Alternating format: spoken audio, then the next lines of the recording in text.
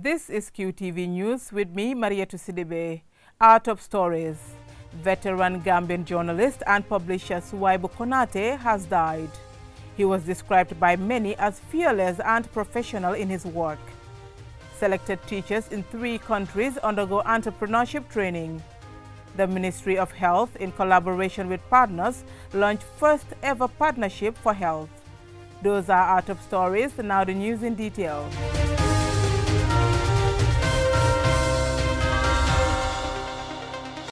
Suwaibu Konate, journalist, poet and author, has died in his 70s at his home in Dipakunda. He was the first Gambian graduate in journalism and went on to have a long career in journalism spanning decades. He had won many awards for his work and served various roles, including as Director of Information at Radio Gambia. Veteran Gambian journalist, publisher and poet Suwaibu Konate died today at his home in Dipakunda. Suwaibu Konate was a man of many parts. He was the first Gambian graduate in journalism, publisher, poet, and a general cultural presence, whose mere mention of his name to people of a certain generation resonates with respect, admiration, and professional excellence. He had, in his long career spanning decades, served as Director of Information at Radio Gambia, worked for a Dakar-based Pan-African news agency, and was a part of a stellar team of Gambian writers who, in 1971, produced the first volume of a literary magazine called Ndanan, to provide an outlet for all creative Gambian writing. Among the members of the team were the cream of literary Gambia, Mr. Charles Jao, Mr. Hassum Cisse Sr., Dr. Lenrys Wilfred Peters, and Mr. Gabriel John Roberts. Born in Dipakunda, he attended Canifing Primary School, then to St. Augustine's High School, before leaving to pursue a journalism degree at Kansas University. He had won many awards, including one from the former president. The Gambia Press Union awarded him a President Award for his great work in defense of press freedom in the Gambia.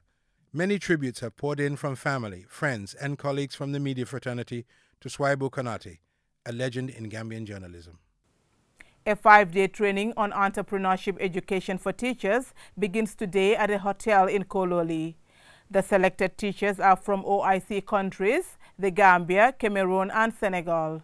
The training is organized by the Ministry of Basic and Secondary Education with the support of the Standing Committee for Economic and Commercial Operation of the OIC. Aliu Sise reports. Entrepreneurial education and training provide individuals with the ability to recognize commercial opportunities. They develop self-esteem and allow their knowledge and skills to act on them. The training program brings together selected teachers from Senegal, Cameroon, and the host Gambia.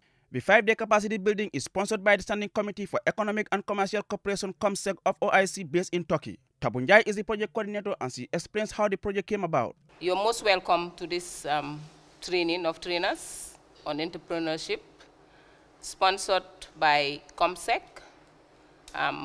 COMSEC is the secretariat for the Organization of Islamic Countries in the world, and they're based in Turkey.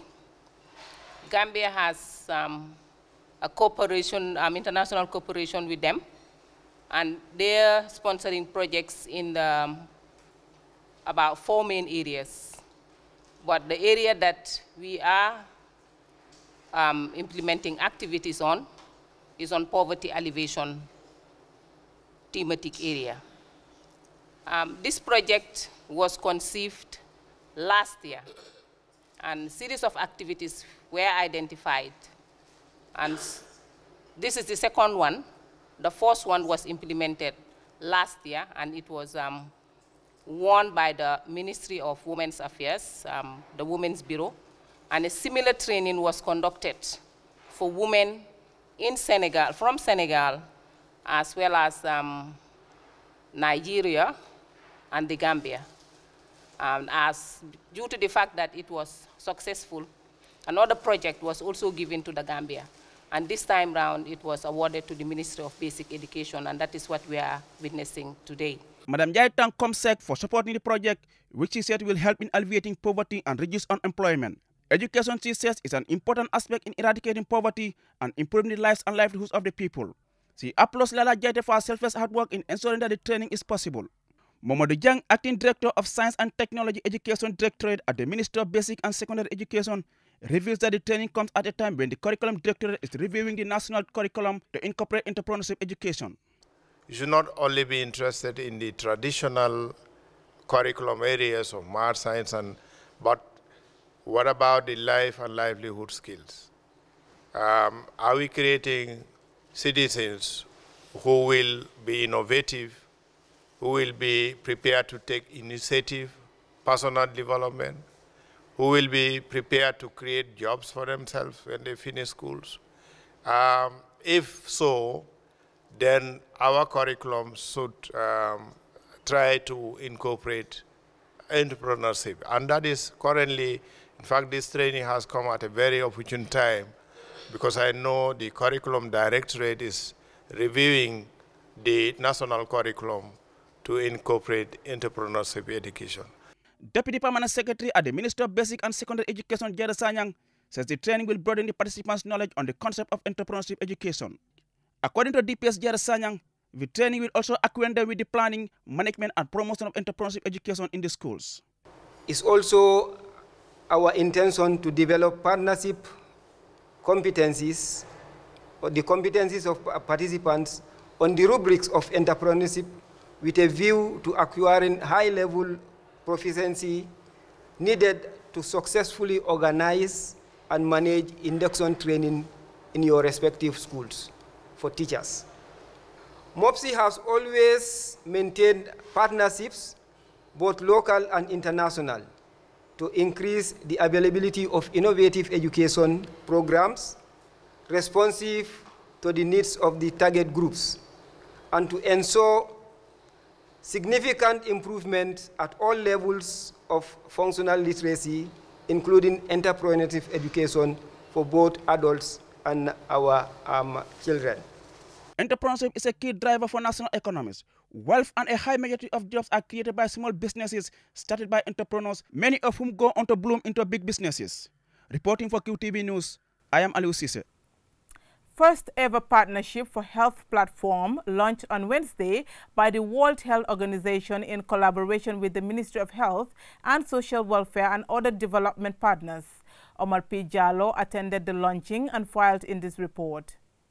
The one-day consultative forum entitled the National Health Compact, in short the Country Compact, is between the government of the Gambia and its development partners to accelerate the achievements of universal access to high-quality health care through the National Health Sector Strategic Plan 2014-2020. Speaking at the launching ceremony, the Minister of Health and Social Welfare, Dr. Aissatou Touré, said this document was intended to act as a guide not only to the national stakeholders, but also for the health development partners. Implementing partners, including non-governmental, private and other civil society actors in the health and health-related sector, are also expected to be guided by this compact, irrespective of whether or not they have signed up to the Global IHP Plus Compact. The Ministry of Health and Social Welfare considers this gathering timely and apt in the sense that the country, under the leadership of His Excellency, Mr. Adama Barrow, is in a critical moment of transformation, which requires reforms in government's modus operandi. Health is a key priority sector that has one of the largest number of partners, and therefore it is imperative to have a unified framework to be able to effectively and efficiently manage and recognize this arena. By way of background, the Gambia signed up to the International Health Partnership Plus in May 2012 during the 64th World Health Assembly held in Geneva, Switzerland. This move precipitated the developing of the Country Compact, which finally commenced in July 2014, following the validation of the National Health Sector Strategic Plan 2014 to 2020 and its costed activities. That's the investment plan at the Health Partnership Retreat of June 2014. The event was also characterized by a presentation of the World 2018 No Tobacco Day Award to the Ministry of Health and Social Welfare. Speaking after the presentation, the WHO country representative, Dr. Daista Tirone, said An estimated 7 million people died of tobacco each year, out of which 6 million are tobacco users, while the remaining 1 million are second-hand smokers. He further explained why the Gambia is awarded with this prestigious award. For those of you maybe who were wondering what is this forum here, you have seen the structures in the Health Compact, and the Joint Interagency Coordination Committee is supposed to be this forum where we are sitting now, which will be the heads of all health development partner organizations that are supporting the government in the health sector should be sitting in this meeting, as it's going to be scheduled later on, whether it's quarterly or 6 monthly. And this is a forum that will be advising and guiding and monitoring the progress in implementation of the National Health Sector Strategic Plan. So just to clarify also and link it to what we are doing now. So I'm very, very glad. I would like to see also the reflections from other partners. If there are issues that are coming up, then we can also engage again in the... The event was attended by representatives from the U.S. Embassy Office, UNICEF, UNFPA, UNAIDS, Global Fund and Action Aid International, the Gambia. Reporting for QTV News, I am Omar P. Jallo. A day's training on reducing micronutrition deficiencies of women and children in the Gambia was held today. The training was organized by the Food and Agricultural Organization in collaboration with United Purpose. A 2013 National Demographic Household Survey found that 24.5% of children over 5 were stunted and 16% of women in reproductive age were thin. RJ Nabasonko was at the Caraba Beach Hotel for the opening ceremony, and she now reports. Biofortification is the process by which the nutritional quality of food crops is improved through agronomic practices, conventional plant breeding, or modern biotechnology. Malnutrition and micronutrient deficiencies particularly remain prevalent in the Gambia. The selected crops to be fortified include cassava, sweet potato, amongst others. The Balutimbaringo project will target and benefit 18,000 smallholder farmers, 70% of which are women. Usman Jammeh from the United Front thanked the European Union for funding the project and the Gambian government for providing the enabling environment. It should be recalled that the Gambia has experienced an alarming increase in malnutrition. Agriculture accounts for 23% of GDP and employs 75% of the rural population, yet food security is an increasing problem, with 285,000 people at risk of food insecurity, FAO 2014. Cereal production dropped by 23% overall from 2013 to 2014 as a result of environmental challenges and is on a declining trend despite increasing population. For example, early millet production declined by 14% since 2009, that's the National Agricultural Sample Survey 2014. Food and agricultural nutrition are a challenge in all 5 regions of the Gambia, and agriculturally we are speaking about 6 regions. Lack of nutritious food and knowledge on nutrition is a further challenge, particularly for mothers, which results into critical deficiencies for children. Also speaking at the opening ceremony, Perpetua Kepa Kalala said, micronutrient deficiencies have profoundly negative implications for child and maternal health. She further explained that these deficiencies often go unnoticed for a long time in individuals before symptoms become apparent. Hence, the FAO and UP fortification projects aim to improve food and nutrition security of vulnerable women and children in the Gambia with strategies aimed at ensuring access to and consumption of micronutrient-rich foods, industrially fortified as well as biofortified, with cohesive strategies for promoting better nutrition outcomes. The integrated initiative will reinforce the regulatory systems, public-private partnerships on food fortification, as well as nutrition-sensitive agriculture in the Gambia. Furthermore, it will contribute to increasing the awareness and knowledge, as well as skills that are required for the production, the conservation, and consumption of diversified foods by project beneficiaries. Kalala thanked the government of the Gambia for their prioritization of food and nutrition security. Reporting for QTV News, I am Jena Basonko. The Gambia Country Strategic Opportunities Program, COSOP 2019-2024, has been validated today. The program, which is also aligned with the National Development Plan, will complement government's efforts in eradicating rural poverty, amongst others.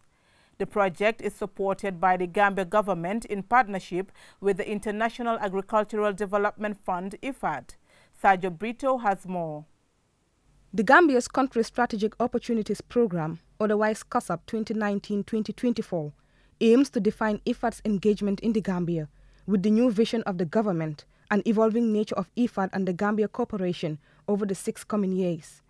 The importance of the timing of the COSOP project, according to officials, coincides with the National Development Plan, which is the blueprint of the government of the Gambia. The priority of the COSOP program is to increase production and productivity, enhance the lives and livelihoods of the farming community, and improve the nutritional status of women, youth and children, whilst considering climate change. Speaking at the validation workshop, Honorable Minister of Agriculture Lamin Diba said the launching and validation of this program is an opportunity for the government of the Gambia and IFAD to reaffirm their commitment to the partnership as they usher in a new COSOP cycle. He said the validation marks another milestone in their strive for a new dispensation of the Third Republic, following what he called 22 years of bad governance and severed international relations.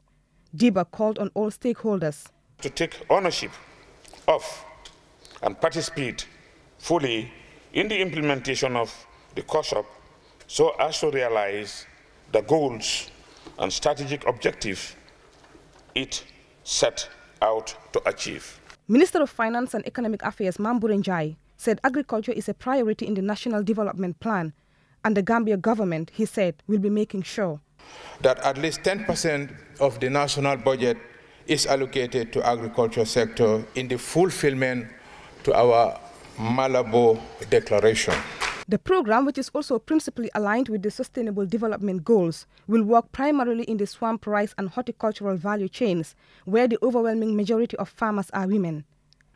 The new COSOP will guide IFAD's investment in the Gambia within a logic of innovation, partnership and others, which will be integrated into the policy dialogue so as to secure simultaneous institutionalization and scaling up.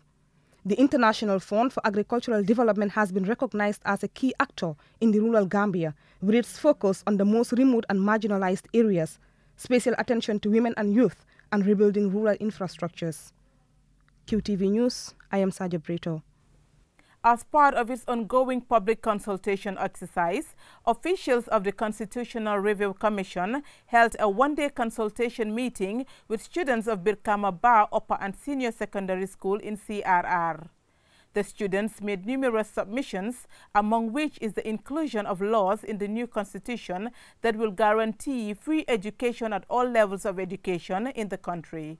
QTV's Ansumana Esonyasi picks up the rest of the story. Having left URR Wednesday morning, CRC officials are in Central River region to engage Gambians as part of the Commission's ongoing exercise. The team was divided into two. Group A was in Kudang, while Group B headed for Brikamova. They were received by the Chief of Fuladu West, Modlamin Balde, who on behalf of the people of his district conveyed a message of appreciation to the commissioners for providing the platform for meaningful dialogue on issues of national interest. As per its mandate and efforts to draft an all-inclusive constitution, CRC officials also engaged students of Brikama Ba Senior Secondary School on various issues in relation to the drafting of a new constitution. Among the many issues discussed is citizenship, elections, term limit, right to healthcare service, and decent housing. Responding to questions raised by Commissioner Salimatu Ture, students say they are more concerned with reforms in the country's education sector. They want the enactment of provisions in the new constitution that will guarantee the right to free education for all levels, including tertiary education. The law that I want it to pass by is free education to all Gambians, to all citizens of the country, being from the lower basic school to the university levels. We want free education for all levels. Yes, we need free education in school, simply because we are the students of the Gambia, and then we are the one who we are expected to be the future leaders tomorrow. So if we don't have free education, there are other people in schools which you know that their parents will not have the effort to pay their school fees and otherwise for them to further their education. It will be very difficult for us to be educated in school because if at all there is no free education. If government provide free education, tomorrow I may become something. I may become the minister or something else. That is why government should provide free education for people. If you say free education, do you mean only for secondary level or even beyond that, tertiary education? Both of them, from primary level up to tertiary level. University today, there are many teachers who like to go to university, but because of the money they do not have, that's why they cannot go to university to higher their education. I would like for the government to provide free education for all the students from lower basic to the tertiary level. Because if you see many drops out from school, it's because of lack of finance. Many people, our backgrounds are very poor, so we cannot afford the money to go to the university. And as of now, you know that college, now you pay money even at the college level, where you know that you pay $7,000. So if you see poor parents cannot afford that for their children. That's why we have a lot of drops out from school and jobless people. Tertiary education in the Gambia is not free. Some even believe tuition fees are on the rise. But these students have made clear their submissions. They want the enactment of laws that will guarantee the right to free education for all levels in the Gambia. Ansumana Iso Nyasi, QTV News, Brikama Ba CRR. The National Assembly member for Banjul North, Honorable Usman Silla, on Tuesday held a press conference to share with the public the outcome of his recently concluded European tour. It was a 26-day tour covering 7 European countries. Rahijata reports. Speaking to journalists at the press conference at his office in Banjul, Usman Silla says he visited Spain, Italy, Belgium, Norway, Austria, Sweden and Germany to meet Gambians and friends of the Gambia in the diaspora. He says his primary function as a lawmaker is to protect and promote the welfare of the people of the Gambia. Honorable Silla says during his visit to Milan, a city in northern Italy, he was informed by authorities that about 50,000 Gambian migrants live in Italy and only 11,000 have documents. He stressed on the disheartening conditions that migrants are facing in Europe. He says Gambians in the diaspora pleaded for electoral reforms that will help give them the opportunity to vote and take part in the decision-making processes of their country. They also urged the authorities to reduce the unreasonable charges and taxes that are levied on them at the airport. The Banjul North NAM pleaded with the relevant authorities to create job opportunities that will allow Gambians to stay home and contribute meaningfully to the development of the country. We don't want any economic migrants. We can accommodate political refugees, those who are having problems. And they are insisting that Gambia, for them, Gambia is politically stable. So therefore, no person from the Gambia will be accepted anymore because there's political stability. There's a new government. The trade association has gone. So all those that are coming are economic migrants, and then they don't need them. This is the reality. So we have to be, circumspect. We have to be objective. Our young people cannot continue going. We have to, it is our responsibility, those who have been given the political mandate, President, National Assembly members, the ministers, the civil servants, to ensure that the conditions are created so that young people stay. They have jobs, they have skills, they have education that the country needs, that can capacitize them, that can give them the capacity to help in rebuilding the Gambia. This is the reality and this is the fact. For QTV News, I am Rohijat. Before we end this bulletin, a recap of our main stories. Veteran Gambian journalist and publisher Suwaibu Konate has died. He was described by many as fearless and professional. A 5-day training on entrepreneurship education for teachers begins today at a hotel in Kololi. The selected teachers are from OIC countries, the Gambia, Cameroon and Senegal. The training is organized by the Ministry of Basic and Secondary Education with the support of the Standing Community for Economic and Commercial Operation of the OIC. First ever partnership for health platform launched on Wednesday by the World Health Organization in collaboration with the Ministry of Health and Social Welfare and other development partners. That's all in this edition of the news. Join us tomorrow for more news. Thank you for watching.